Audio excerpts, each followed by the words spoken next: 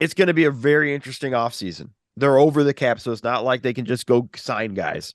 I think they're gonna have to find a new home for DeAndre Ayton, and they're gonna have to 100%. and they're gonna have to find a new home for Chris Paul. And I think they need to turn those guys into 4 or 5 players. I don't know if it's possible, but they need to turn those guys into 4 or 5 actual NBA rotation players and not the guys they had on the bench this year. A question I have about that is I think I don't think they can bring both Ayton and Monty Williams back next year and expect, because I think, this is outside looking in, but there's something clearly fractured about that relationship.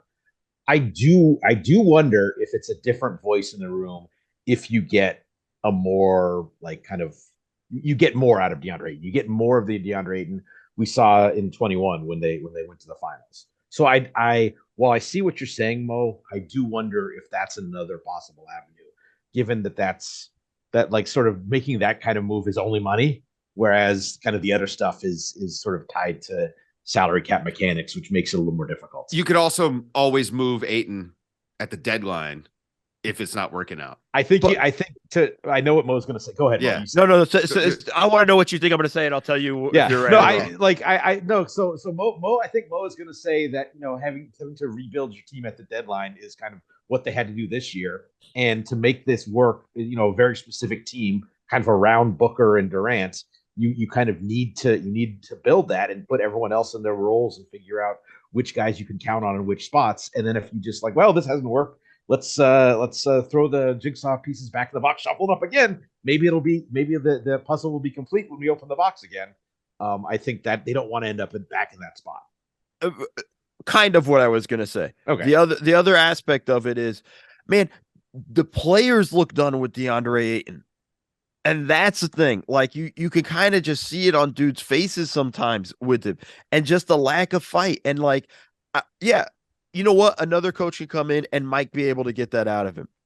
Do you really want to bank on that? And then you have to worry about his trade value at that point, And I think there's a value for teams trading for him now in the offseason to get him in have there. him, to get him in there. I think, we will find out. The draft lottery comes up this week, and then teams are going to lose out on Wembanyama that badly need a center, and there's going to be a market for him. The market in the offseason is always more robust, is always cooking more.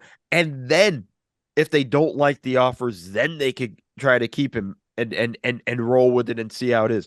But I think the sooner the better for them to get this over with.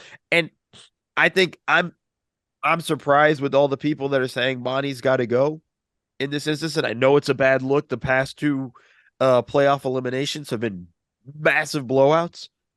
Man, look at the roster I can't hold this against him. This one I can't hold against him. Look at the roster he had in that. Like he was given a shit salad. Like it's hard to even judge his offense, to be honest with you, because you just got these 2 guys that are so much better than everybody else, and there's only so much you can do. I think it's the same discussion about Monty as it was with Bud in the Bucks. Yeah. It's less about like, punitive he deserves or he can't, blah, blah, blah. Are the guys in the room still buying what he's selling after these 2? And like, I don't know. Like none of us know the answer to that question. But if you do decide to move on from him, it's as much that as anything else. And, part of that is the relationship with Ayton and Mo, to your point, like, yeah, the other players might be done with him. I think that's to some degree a coaching fail also. Oh, I think the relationship between Monty and Ayton fractured is on Monty. Like, don't get me wrong on that. But the rest of the players and Ayton also, I think, is an offshoot of that to a degree. But I think part of it is just everybody's also just kind of tired of Ayton watching basketball while on the court. Which there are examples of, his teammates battling for rebounds and him just hanging on the baseline. Like there's those. Enough about Julius Randle. Oh, sorry, man. You take some cheap shots, man. Damn. The Knicks fans have gotten strays.